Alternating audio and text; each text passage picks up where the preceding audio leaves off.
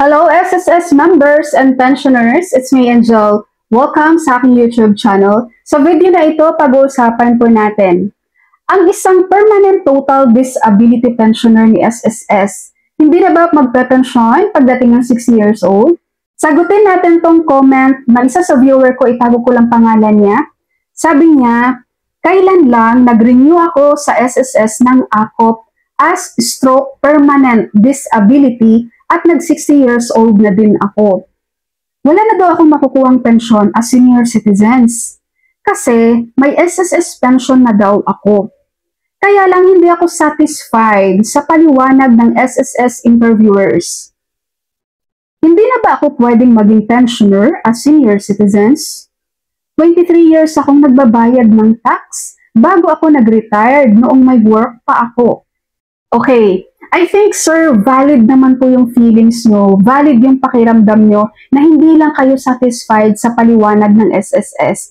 Dahil sa tingin ko, hindi lang din talaga nila na-explain sa'yo ng maayos.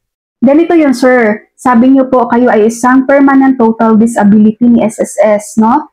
Kapag kayo po ay permanent total disability with SSS, yan po ay lifetime na. Hanggat buhay po kayo, makaka-receive po kayo ng inyong monthly pension with SSS bilang isang permanent total disability pensioner. Sabi mo nga po dito sa comment nyo, wala na daw akong makukuhang pension as senior citizens kasi may SSS pension na daw ako. Siguro sir, nag-inquire po kayo with SSS, no? Kung pwede ba kayong mag-apply ng retiree pensioner ngayong 60 years old na kayo. Kaya po, sinabihan po kayo ni SSS na hindi na po pwede dahil kayo po ay isang permanent total disability pensioner na. At sabi ko nga sa inyo, lifetime na po kasi yan, sir. Kaya po, kahit nag-start kayo as permanent total disability pensioner with SSS nang wala pa kayo sa 60 years old, tapos nag-60 years old kayo ngayon at gusto nyo mag-apply ng retiree pensioner, hindi po. Kasi lifetime naman na po yung disability pension nyo. Kumbaga baka iniisip nyo po na magiging dalawa ang pension nyo, no? Permanent total disability tapos isang retiree pensioner. Hindi po pwede yun, sir. Dito ka lang po sa permanent total disability pension. Lifetime na po ito. At sasabihin ko sa inyo, sir, huwag na kayong lumipat sa pagiging retiree pensioner with SSS.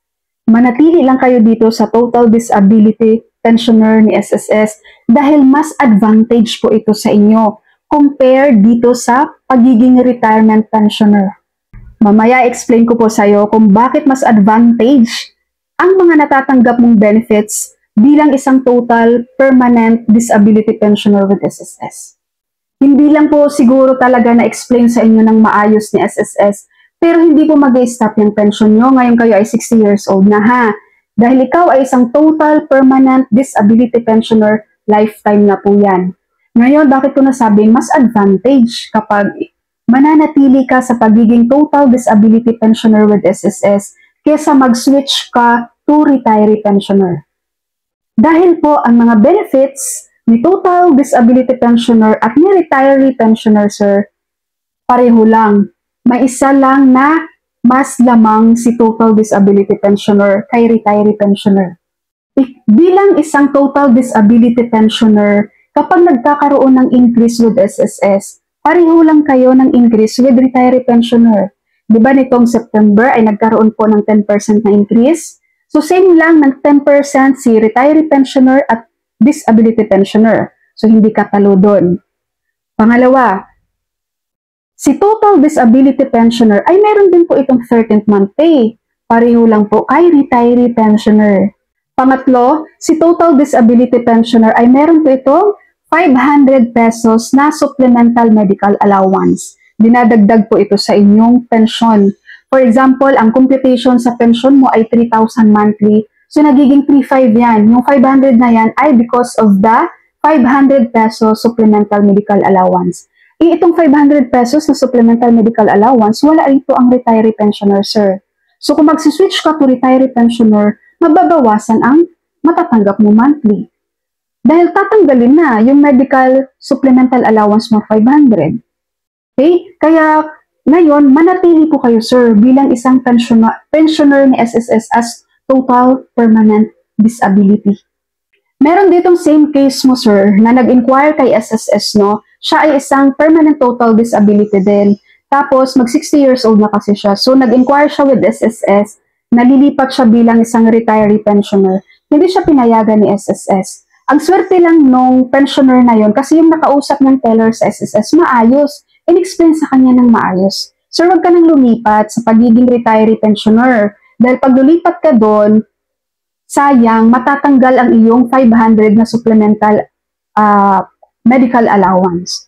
So kung yung dating nare-receive mo na monthly pension bilang total disability pensioner, pag nalipat ka na ng retired pensioner, bababa yun. Okay po? Kaya manatili ka, sir, sa ganong permanent total disability pensioner with SSS. Lifetime naman po yan. At may 13th month pay ka din dyan. Alright? So, sana po ay maliwanag po sa inyo at na-explain ko po ng maayos. Okay, so that's all for my video for today. Thank you so much for watching, everyone. God bless you all.